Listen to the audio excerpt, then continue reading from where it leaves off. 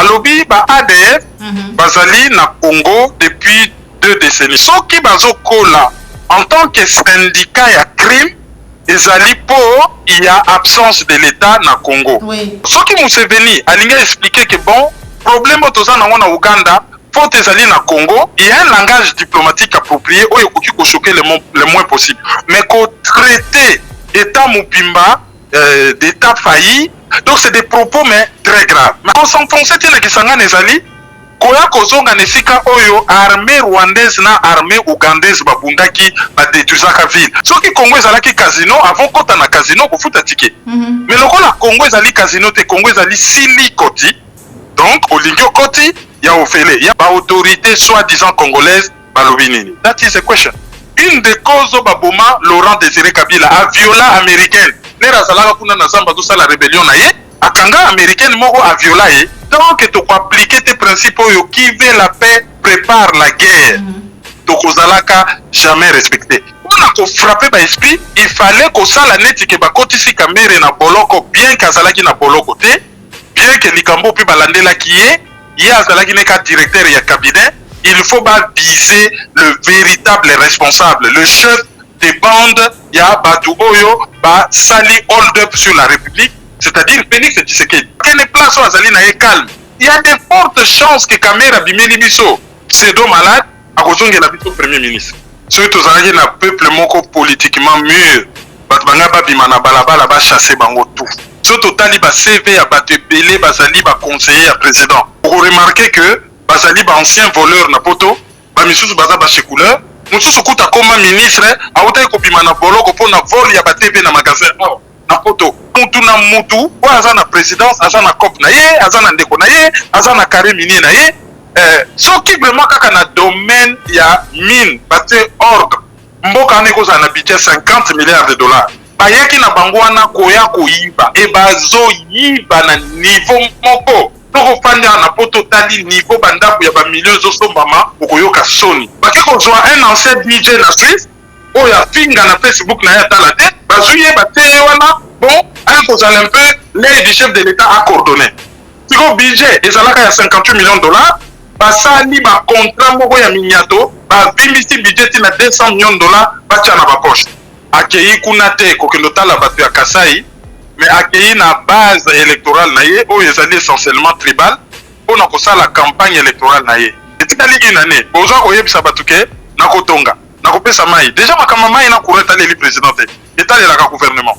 Mais on solo bana batuke bo voter ngai mais ko voter so senga ba voter a voyager ki na mbongo ya l'état.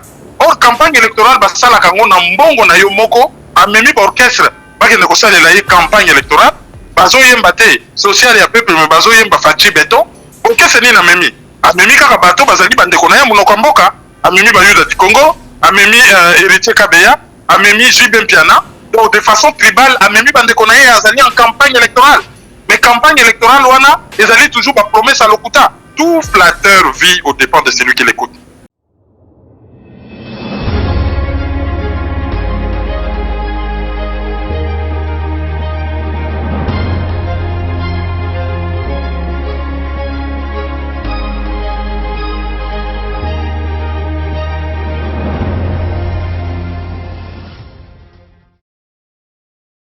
Mbote Nabino, Bandeko Balandia, Plus Clair Télévision, la chaîne de vérité, la chaîne qui vous informe en temps réel. Vous allez belé, bah vous oubliez Bakou, ya Kokoti Sanga, maman Joël Komina Banda, Nabino, na numéro ya Sika. Ya émission vérité de tous côtés.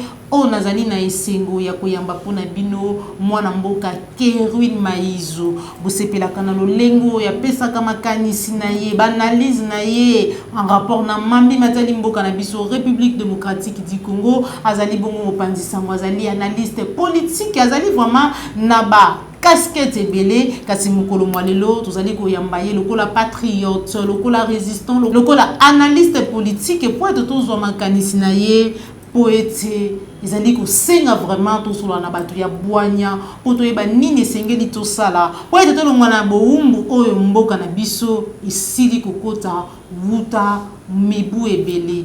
Sans plus tarder, bandeko balandi ya Plus Clair Télévision na kobenga déjà à mwana mboka Kerwin Maizo na nzela ya téléphone mais kasi yambo déjà tozoye na kopesa matondo mingi na popola yombo zwa misima caméra na sina cordo pe mafuiku na Joël Go na gauche chasseur d'image pe na bino nyonso ba ebosepeli kokota biso na kati ya bandako na bino mukolo mwa lelo lolenge na wuti koloba na kati émission na biso mukolo mwa lelo na mwana mboka Kerwin Maizo tokosolola posa ya Museveni ya kuya kutrake ba ADF na Kisangani elingi koloba nini tokosolola lango mukolo mwa lelo tokolobela mai matali ya menace ya volcan Nyiragongo na ngambu ya Goma tokolobela ngo na kati émission na biso mukolo mwa lelo mafia na secteur ya mine na kati ya mboka na biso tokoyoka bakombo ekotangama directeur ya cabinet ya président de la République ministre ya finance tokolobela ngo na kati ya émission na biso mukolo mwa lelo détournement to pe mafia kaka na mai matali ba travaux ya G ya francophonie tokobeta masolo na yango na kati émission na biso mukolo mwa lelo mais aussi voyage ya Vital Kamerhe ancien directeur ya cabinet ya Félix Antoine Tshisekedi bipa ya keyi kozwa ba soins médicaux et puis séjour le président de la République na ngambu ya Kasai ndezali masolo tokobeta mukolo mwa lelo na mwana mboka Kerwin Maizo. Sans plus tarder to benga ye déjà na nzela ya téléphone pour été to solo na ye mboka. Allô, bonjour mwana mboka Kerwin Maizo. Bonjour Joël Kombe, bonjour Nabande Kobaladi Banso. Et c'est comme si on encore une fois de plus na yo mukolo mwa lelo to bengi yo vraiment pour to analyse na yo réaction na yo kitoko en rapport na mami matali mboka na biso République démocratique du Congo mais kasi yambo to bandana yo masolo to kotuna na boni santé boni bitumba. Santé ezali malamu bon na paria wa omoni lokola nani variante ya COVID-19 na kombo ya Omicron ezali kubattre ba record nyonso mwa ba restriction ezwami lisusu ezo sala ke to perdre une partie de liberté ezo tia un peu mal à l'aise à part cela biso moko toza komi batela tozali malamu après sikoyo santé mentale ne tant que mboka eza malamu te ezali lokola ozoki na musapi pasi nyonso eza na motema tant que liboko to musapi na biso Congo ekobanda kosenye mutu na biso to motema na biso baimboka o tofani na poto ekozala malamu te donc tozolia tozomela tozokanisa mboka tozolela mboka plutôt matondo mingi mona mboka Kerwin olobi ete santé mentale oya minenge nini déclaration to pe souhait ya Museveni oya telisi ete azali na posa ya koya ko traquer ba ADF na Kisangani pe bisika misusu. Na uti kutu kosalela ngo toute une émission ezali déclaration moko mabe makasi o asuki abani wana te wana ezali de place asuki seli déclaration na ye en réalité alobi boy alobi ba ADF bazali na Congo depuis 2 décennies donc depuis 20 ans et soki bazo wumela soki bazo kola en tant que syndicat ya crime ezali po il y a absence de l'État na Congo. Oui. Autrement dit, c'est un État bako bengango failli, un État raté. Hein? Bon, en anglais, ça a un terme différent. Mais tout le bango neti absence de l'État, ça dit tout ça na État moko oyo faillir, oyo eza étati. Bon, propos on est tenu par un président. Oh, un président de la République qui part engage son pays. C'est comme ça. N'importe quelle déclaration, même en privé, ce que yebani kaka en public, ça engage son pays. Et principe moko ya makasi ezali dans mukili, ezali principe ya non-immixtion dans les affaires intérieures d'un pays. Alors, ce qui Museveni a expliqué que bon, problème otoza na wana Uganda, faut ezali na Congo, il y a un langage diplomatique approprié oyo koki ko choquer le moins possible. Ezali koloba par exemple que problème otozali nango po ba dysfonctionnement ezali na Congo et ba dysfonctionnement wana eza na ba conséquences côté na biso mais ko traiter état mupimba d'état failli so na bina pesa na kaka exemple ya balabala ezali ke bozali ba voisin mibale oyebi ke mwasi ya voisin akonda pona nzala eza kutu pona maladi akonda pona nzala yo po fandi beno décréter na ok botala mwasi ya voisin nanga konda pona nzala je crois que voisin wana akotomboka akoswanisa yo akotuna yo etaleli yo na nini pona nini ozo critiquer mwasi nanga donc c'est des propos mais très graves masuki wana ti alobi tokolanda bango soki ba autoriser biso tina Kisangani déjà balobaki opération conjointe c'est-à-dire mutualisation kosangisa ba force na niveau ya frontière bon comme il y avait un accord secret Patrick Mouya yakosi batuke ezalaki mutualisation ba force na frontière Félix Tshisekedi ya koloba baye na Congo mena kosala tout ba umela te mais bango balobi ke baye na Congo bakofanda wana ti mukolo ba atteindre objectif na bango o to yebite objectif na bango ezali économique déjà ko piller mboka na biso même si officiellement to yebi yango te mais officieusement to yebi ke objectif ezali ko mettre sous coupe réglée pour colonisation économique parti wana ya est ya mboka na biso de façon officielle mais alobi bakosuka wana te bako s'enfoncer tina Kisangani à presque 1000 km de là ko s'enfoncer tina Kisangani ezali koya kozonga nesika oyo armée rwandaise na armée ougandaise babundaki badétruisaka ville bato bakufa na guerre wana oyo esalamaka oyo même film bimi à propos ya guerre wana à la poursuite du milliard film bimi bato wana bakomona lisusu l'armée ougandaise qui revient pourquoi parce que selon Museveni dans l'état congolais il n'y a pas d'état donc comme il n'y a pas d'état chacun peut ce qu'il veut sili koti olingio koti ya ofele soki ezalaki ke ezali dame soki ezalaki ke ezali casino avant kota na casino kofuta ticket soki Congo ezalaki casino avant kota na casino kofuta ticket mais lokola Congo ezali casino te Congo ezali sili koti donc olingi okoti ya ofele yango nazoteni bapopo wana alors la grande question ezali toyebi biso nyonso ke armée ougandaise agressa biso etango agressaka biso asali nini a créé milice moko bazali kobenga ngo MLC ya Jean-Pierre Bemba ntango bakatisaka parti wana nyonso ya mboka bamonaka ba ADF te armée rwandaise eza kaka armée na bango eutaka na Uganda armée rwandaise oyo ya Paul Kagame eutaka na Uganda le armée rwandaise na armée ougandaise baokupaka parti wana nyonso ya mboka banda na nord ya Katanga ti na province orientale en passant par une bonne partie ya Kasai presque 60% du territoire ezalaka occupé par bango basilisaka likambo ya ADF wana te alors ya lobi nini po ancien ambassadeur ya Rwanda na États-Unis Théoneste je crois Bagosora ou je me rappelle plus son nom alobi ke ADF wana ezali création ya Paul Kagame mpona kodestabiliser est ya Congo Museveni alobi nini par rapport na wana et la grande question tango ye afingi biso même soki eza vérité afingi biso alobi on n'a pas d'état et que akoki na ye kokota alanda bango ata tina Kisangani akosi que même soki baautorise ye baautorité soi-disant congolaise balobi nini that is a question ezali kosala pasi me kasi mwana mboka Kerwini na ngonga oyo tozali kosolola to koyoka pe na ngambu ya Angola expulsion brutale ya Congolais. Ministre des Affaires étrangères à l'OBIET, République démocratique du Congo, et qu'on répondre n'engezalaka coup circuité et qu'on répondre vraiment à l'olenge diplomatie et sengakate. Pourquoi chaque fois ba pays voisin ba maltraitaka ba Congolais, mais quand il faut que République démocratique du Congo a répliqué, tout peut a réagi, oh ya yezali non violence. Parce que réponse Bozoango na monoko Museveni, absence de l'État congolais. Nani abatelaka mutu, c'est l'État. L'État rôle na yezalini, à part ko kengela mboka ko bongisa mboka. Rôle la libosé à l'État. Ezali ko batela ba yimboka ba vivre heureux na espace territorial oyo ezali ko matérialiser état wana. Ona biso tozali na onga na benga ka passeport ya pété.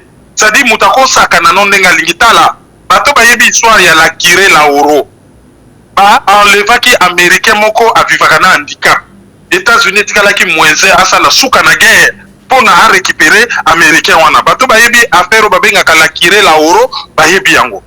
Lelo ba payer belé na monde bayebi ke soko bomi américain et oleka ndenge wana te tala.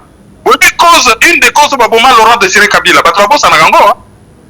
Une des causes baboma Laurent Désiré Kabila a viola américaine. nera zalaka kuna na zamba to sala rébellion na ye akanga américaine moko a viola ye américain balukaka ye ba flatter ye na ba rwandais batindiki na pouvoir et ba yebisi ke fa kufa pona nini po a viola américaine.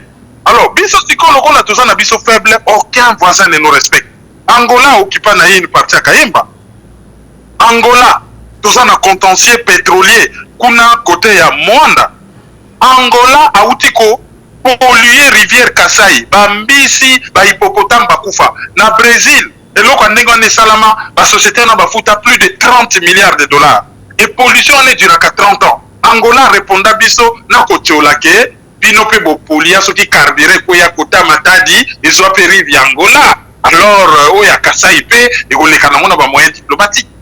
Et pour likamba ba Kasai wana ya Kasai wana batu bakufi ebele, bambisi bakufi, bakiboko bakufi, c'est vraiment catastrophe écologique. Batu ba réagissa te. Yango wana mbata ya bakolo zéro réaction. Même Sud-Soudan, les pays les plus jeunes d'Afrique, où ils ont armée à Malonga, te bazana ba rébellion te, ba côté la biso na bambororo.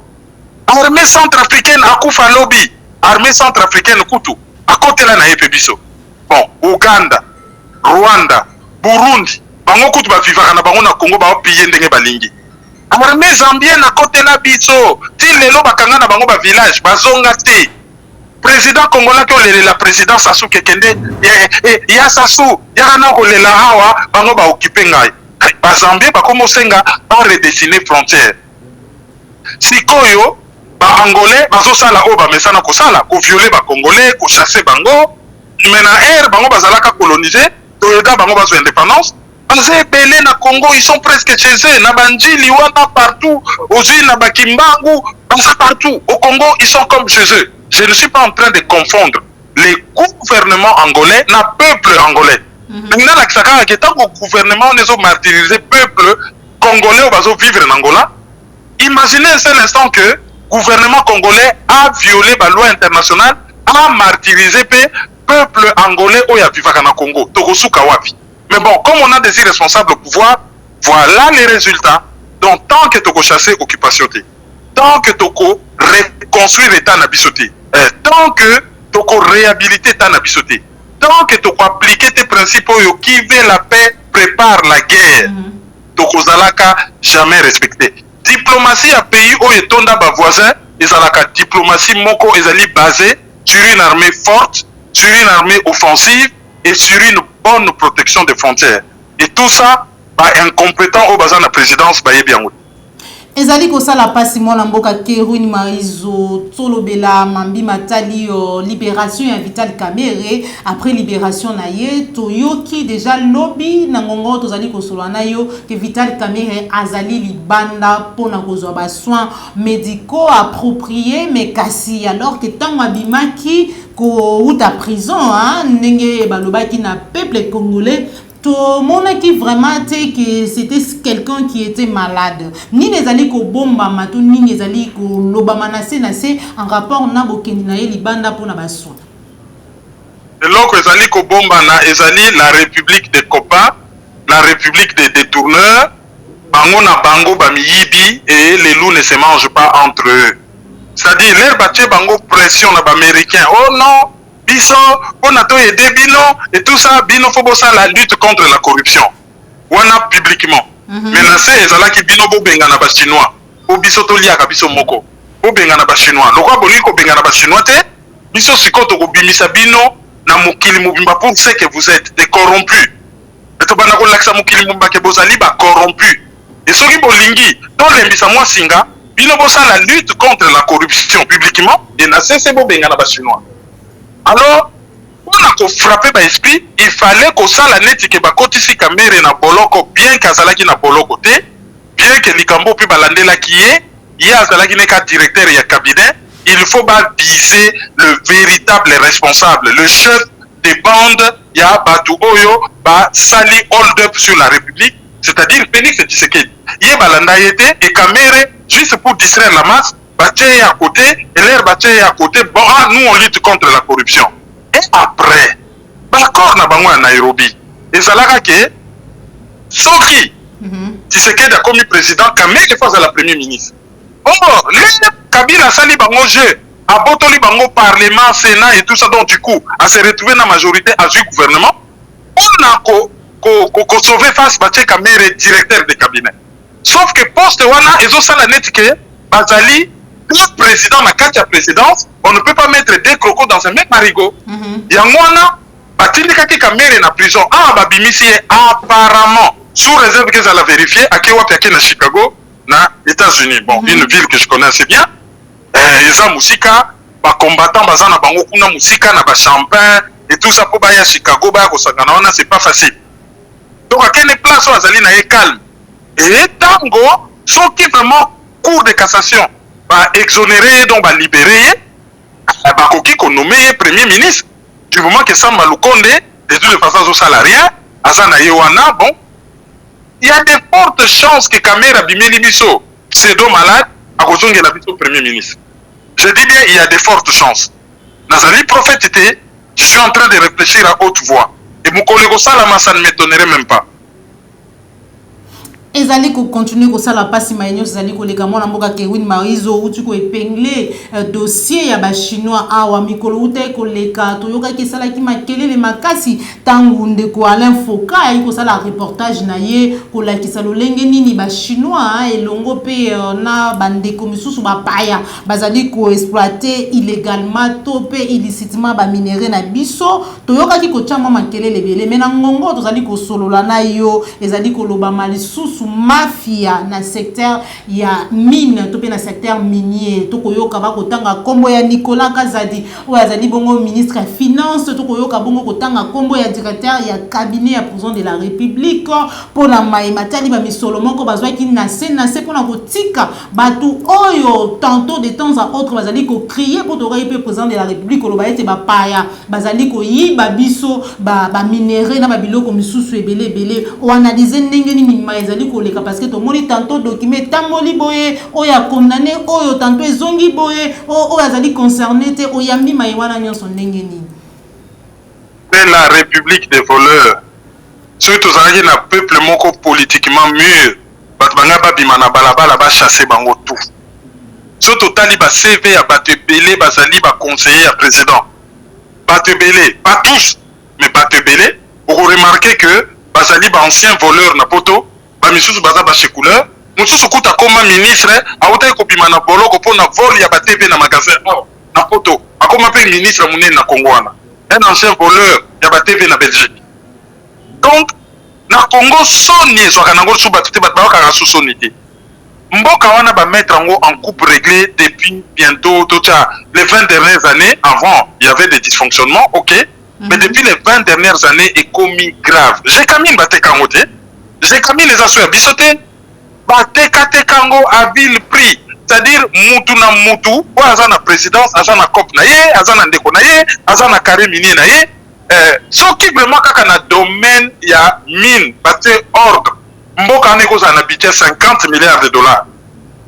Bakotonga banzela, bakotonga bopito, bakotonga bekol, bakoki ko financer gratuité de l'enseignement, bakoki ko électrifier mboka, bakoki ko tia mai.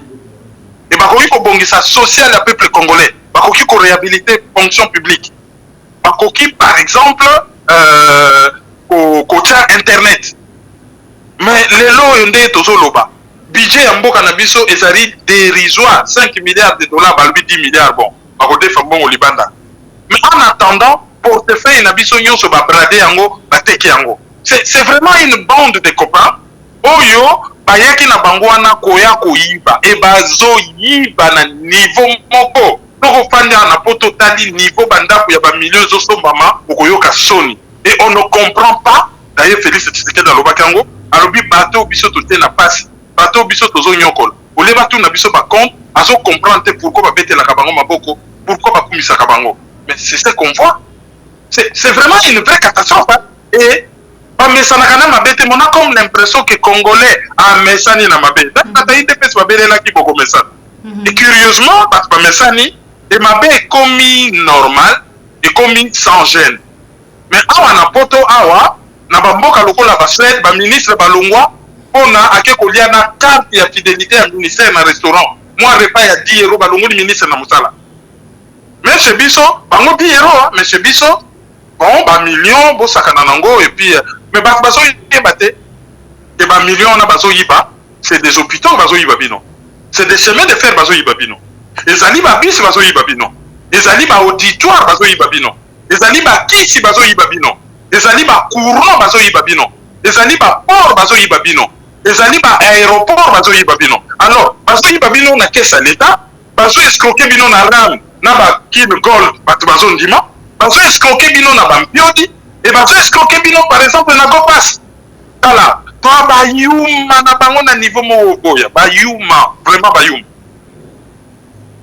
mai nyonso zali koloba ezali kosala pasi ba détournement to bengango ki moyibi lelo déjà awa ba kolobela mai matali détournement na misolo esengela ki bongo pona ko organiser mai matali GA francophonie oyami yango ndenge nini est-ce que o ezali honneur to pe soni omboka na biso zo continuer koyoka ka chaque jour wane yebana ki nango déjà tozali c'est le grand pays à football oyo organisé dans la Coupe d'Afrique des Nations. C'est le grand pays à football. Oyo la Coupe d'Afrique des Nations 2 fois. Premier pays africain qui est dans la Coupe du Monde. Le seul pays oyo est bêta Coupe du Monde sans équipe. Pour Coupe du Monde est bêta en Russie. Tozalaka na plus de 11 joueurs congolais dans l'équipe Nyonso banda na Suède, Suisse, Algérie, na terrain en France, même bato ba gagner ta coupe en France Coupe du Monde. Ba oh bato mbolaka ba coupe ba congolais ba na 4 équipes. Mavuba, Bakimbembe, tout ça, na 4 équipes ba congolais. Donc vous avez une grande nation de football d'organiser dans la Coupe d'Afrique des Nations. Tu connais, après si nous moi j'ai de la francophonie, parce qu'on soit un ancien DJ na Suisse, ou il y a Finga na Facebook na yata la tête, bon, un peu l'aide du chef de l'État a coordonné. Si le budget est à 58 millions de dollars, ça ni ba contrat moko ya miniato, ba bimisi budget na 200 millions de dollars, ba tia na ba poche. Ce jeu est allé en août 2022. Et donc, il fallait pas préparer depuis plus de 2 ans. C'est quand on va rattraper ma kambumbangu, pour passer à l'ébambon. C'est là on va ça la loger batna homme ya inikin. Bacha peinture mbangu, ba loger batna homme ya inikin parce que l'époque combat Ali Foreman, ba homme ya inikin wane zalaka ya sika.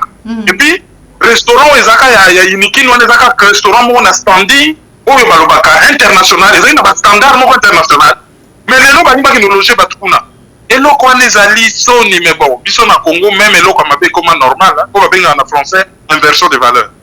Inversion des valeurs, les alliés sont makasi, moi, namboka keruni maizo, mikolo uti koleka toyoka ki Paul Kagame koloba ete alingia kotongela ba sinistré ya éruption volcan Nirangongo bandaku nangonga auto zali kosolola na yo zali bien informé ba imboka basepelaka mingi na makanisi na yo tango pesaka yango pona mboka na biso volcan Nirangongo déjà zali ko menacer gouvernement sengeli ya sala nini po ete to ya komona lelo susu te Kagame ya to pe Museveni ya susu ya ko proposer biso bandaku. Gouverner c'est prévoir. Ce qui volcan comme menacé, il faudrait déjà qu'on mette en place service de protection civile. Le service à protection civile, il faut déjà la simulation et évacuation de la population en cas de problème. Déjà que la sinistré à Libosona nous bazalima loger, il faudrait qu'on fournisse des tentes, il faudrait qu'on fournisse des vivres, il faudrait qu'on construise des écoles éphémères où il place et qu'on prévoit que ceux qui volcan et les sous en cas de catastrophe et non compter sur Kagame Oyo Azali agresseur, Oyo Azali pour se servir dans le volcan à matérialiser, à officialiser présence dans la partie pour aéroport ya Goma, comme il y a un Rwandais, pour parc ya Virunga. Bazana bango kuna nakati bili ya Goma kutu ezalaka nango entre guillemets ya bango donc tanango occasion pona bango ba ko construire ba camp militaire na bango ba biloko na bango et ba la mokili mobimba ke bazali ba incapable bazali ba incompétent. L'état congolais n'existe pas, il y a un petit pays pauvre de 11 millions d'habitants, 26 000 km², un petit pays pillard pour aider les grands Congo oyo il fallait que nourrir Rwanda. C'est juste ça aussi l'inversion des valeurs. Nzoku, Ngungi, akomi kolesa Nzoku, ole Nzoku alesa Ngungi. Et que ça la passe pour finir, moi Namboka Keruni Marizo, séjour, il y a président de la République Nakasai. Olanda qui est Wuta Mbujima et discours na ye, aye kokende na Kabinda azali kokende azali ko évoluer azali ko continuer ko visiter population na ye to peuple congolais. Dernièrement to moni bango na barrage à Katene tozali koyoka mai matali détournement ya misolo to moni même ba conseiller ko swana batu ko linga ko bunda analyse to pe lecture ozali ko sala ya séjour to pe tourner to bengango visite ya président de la République na ngambu wana mai nyonso ozali ko loba oyambi yango ndenge nini analyser yango ndenge nini na bengi yango voyage au relan pré-électoral ou au relan électoraliste. Akei kuna te kokendo tala bato ya Kasai, mais akei na base électorale na ye oyo ezali essentiellement tribal pona kosala campagne électorale na ye. Bakabelaki nga mboka nazalaki élu te nakoki na nga makambo te, mais bino bandeko na ngai masha ya momenu bo vote nga ata so naza na nga mutu mabe bosala tout bopesa nga manda mosusu po nasali na nga rien. Po un président tango azoya ayaka ko constater nini basi basali 3 ans ya mandat. Etikali une année pour dernière année zali année ya campagne électorale. Etikali une année oza koyebisa batuke na kotonga na kopesa mai déjà makama mai na kureta le président etali la gouvernement. Biso solo bana batuke bo voter ngai. Mais ko voter so senga ba voter a voyager ki na mbongo ya l'état. Or campagne électorale basala kango na mbongo na yo moko osali appel de fonds olukike sa partie na bino osali campagne. Yé a voyager na avion à l'état, a voyager na logistique à l'état. Mais azo ça la campagne électorale na logistique à l'état. A memi orchestre ba ke ko sala la campagne électorale, bazo yemba te social ya peuple mais bazo yemba fachi beton. Orchestre ni na memi. A memi kaka bato bazali bandeko na ya munoko mboka, a memi ba Yuda di Congo, a memi Héritier Kabeya, a memi Jibem Piana. Donc de façon tribale, a memi bandeko na ya azali en campagne électorale. Mais campagne électorale wana ezali toujours ba promesse à lokuta. Tout flatteur vit au dépend de celui qui l'écoute.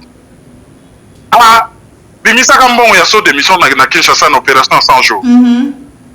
Ato le bukani bat ba remarquer que misala ezo sala mate. Olia kanga bato bale mbongo te abimisi lisusu mbongo ya mibale ke o basili sa misala wana avant fin de l'année. 2020. Asili sa na bango misala ko lia ba détourner mikomisolo ya projet Chilengelou. Ben oui. Ben donc abimisa mbongo ya mibale ba saut de miton ici la kakate. Mais au lieu que asala nanu reddition des comptes ya projet de 100 jours, nandenge encore a créé les sous illégalement projet mususu na kombo ya Chiyengelelu. Et tant a créé projet wana batu balé les sous bambongo a constaté yango il n'arrête personne, il continue kaka ya ko promettre. Mais président oyo azali en exercice ayaka te ko ya ko promettre. Président ayaka ko inaugurer oyo c'est salami. Na prometaki bino na Kinshasa fontaine. Na prometaki bino barrage tel. Lelo na sepeli après 11 mois ya travaux na ye ko inaugurer yango. C'est ça. Ndenge le kaka na ba pays mususu. Mais c'est biso président en exercice. Olia la kisate nini ya ko sala, ya zo senga batu ba voter ye na mandat oyo ko ya malgré que ya sali bien. Donc voyage na yo wana za nango campagne électorale c'est une vraie catastrophe. Merci beaucoup mon amboka Kerune Maizo to komi na suke émission na biso to zwa ki vraiment na lombangu mingi malgré ba multiples préoccupations na biso na yo se permettre quand même on peut sa biso ngonga kosoa na yo message na yo na mukuse na ba nyonso bazwi libaku ya kolanda yo à travers Clicker Télévision. Liberté ça s'arrache, liberté bakabaka ngote. Un peuple se libère. Peuple congolais sort wana bozo mériter ngote au fait. Sort wana za ya bino bozo mériter ngote. Jamais famille moko bobakwa ko sakana na bino, jamais groupe ya batu moko boye baba na kobenda ka bino, soki ram soki nini, ba komi presque na 300 millions d'euros na ba caisse oyo bazo escroquer bino. Il faut bolamuka, il faut botelema. Élection et go changer na ngolo moko te na mboka. Il faut aussi la nana na occupation, biso to aussi la na occupation to ko bongsa mboka na biso ndenge to lingi. Mutu yo ayela ka bino discours o batapoto. Ofinga ka batapoto o batanga te ba mayele te ba bagaya zéro. Mais mukolo ya Noël na ya bonne année to monaki bino plein na ba Western Union. Mointe. Bongo utaki wa. Utaki ka ke pa ya batapoto to benga bagaya zéro. Bozo mona teke bana poto baza ba mingi na présidence bazo ko sabino. Biso to bandeko na bino to ba ennemi na bino te na biso na bino même combat. Soki biso to simba ki bino te nde bongaki bobonga te. Alors ba yebisaka bino ke biso bagaya zéro eza lokuta. Bakete la kabino même masolo ke biso banzo te kufa eza lokuta. Mutu soka za na musala azosala 24 heures sur 24. loisir na distraction et comme activité moko secondaire. Oui. Même bino batake chance so ba pesi bino misala ko kenda musala banda lundi ti vendredi, o kende moins na boîte, o kende moins na bar et ba activité mususu ko koma ba activité moko ko se rarefier et ko koma kaka week-end. Donc même propagande bazo sala na kisa to mona ba yeli bino docteur kitiki bana poto bazaboy. Tous ces amis ka pona ko discréditer bana poto na ko kosela bango makambu.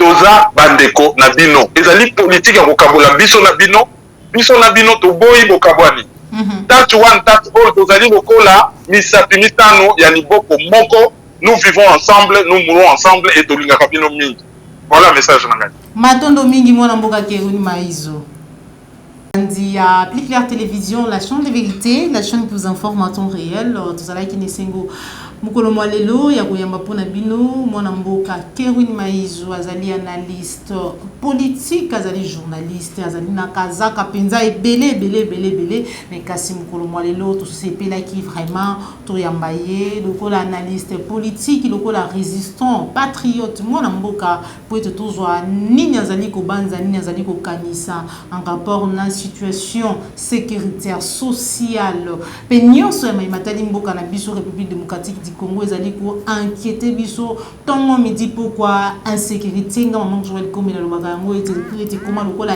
hymne national pourquoi parce que olamuki le loi insécurité awa olamuki insécurité olamuki insécurité ezali vraiment aussi la té sengé na biso lolinga uti ko ba tout à l'heure que non tout téléma lokola mutu moko po ete to sikola mboka na biso République démocratique du Congo. Merci na yo popola yo mbozoma kisi ma caméra, merci na Cordo pi Mafiku, merci na Joël Gonago chasseur d'images, merci na Jacques Makabou, merci na papa Alphonse Sala, papa Laurent Bongonza, papa Simon Bionco, merci na yo Félix Mbatika Moma Boko Banque, Christian Bopati les référendums depuis Paris, merci na vous allez soutenir maman Joël comme de près ou de loin. Merci na Jean Membe West.